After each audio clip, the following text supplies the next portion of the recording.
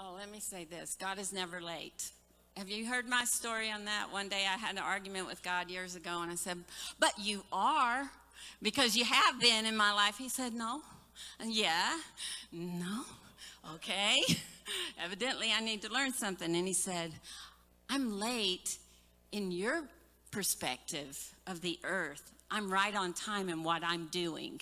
So while you're waiting with him in relationship with prayer and releasing things and trusting, he is always at work. And that's one thing I have learned. If I don't see anything, if I don't feel anything, I know God is always at work, because when we call on his name, he answers. I know he's at work. You can cut me and say, yeah, Candy said she bleeds. God is always at work. He's not a man that he should lie, right? Okay, so if you've got a word that you're waiting and you're getting tired, and Hannah was so tired. She was so tired. Pour out your heart and give it to him and leave it with him and trust in him. His fulfillment, his time, and his way of fulfilling his word is better than anything that you can think of. Anything that you can dream of. Anything that you can desire. Because his ways are higher than ours.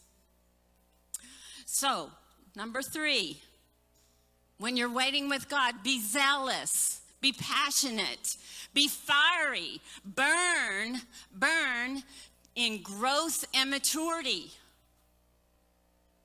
When a seed is planted in the ground, what's happening? It's getting ready to break apart, to break open so that it can grow.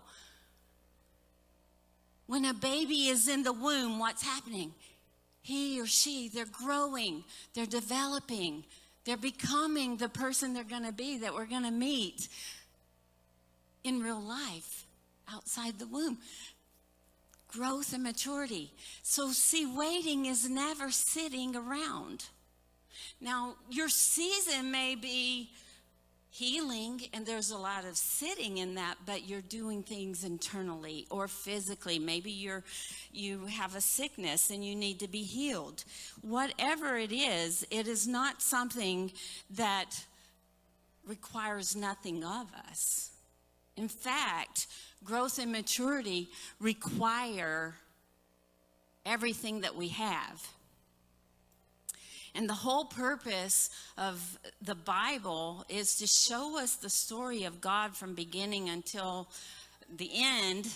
And in all of that, we're learning and growing, not up here, but how do I take these truths and become the reflection of the Imago Dei, the God who said, I made you in my image. What do you look like? What do you think like? What do you act like? I made in his image. So we have to set our face like flint. I love that scripture. Let me see, I have it written down somewhere. So Isaiah 57, because the sovereign Lord helps me, I will not be disgraced. Therefore have I set my face like flint, and I know I will not be put to shame. That's talking about Jesus. So that he could endure the cross. He knew the resurrection. He knew he would be back with his dad and seated in heavenly places. But the cross right there was a big thing. And he set his face like flint. It means I'm moving. And we have to do that, church, because guess what?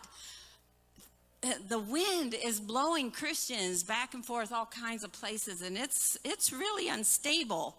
It's a stormy kind of wind.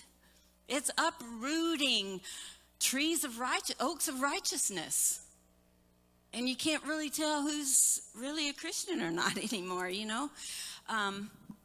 So we have to set our face like flint if we're going to grow and mature, so that our roots grow strong in the ground, and people like Psalm 1, people can come find shade under us.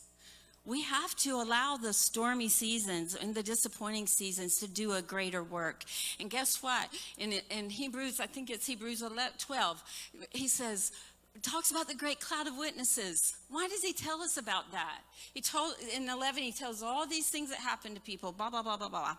You know, chapter of the Hall of Faith.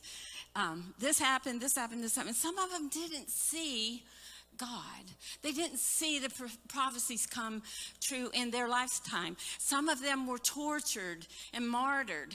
But then he says, since we have so great a cloud of witnesses, let us fix our eyes on Jesus and run the race. And you know what? Satan does everything he can to say, don't run the race.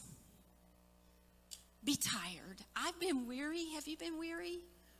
There are times where we want to just go, we're done with this. And we're getting in over our head even more. And we're delighted because we know it's God. We know he has good things, that he's birthing something good because he is a good father. But he has people cheering you on in the heavens. You're not alone. And we have each other. I love that this church encourages one another and builds one another up, and that we're not competing with one another.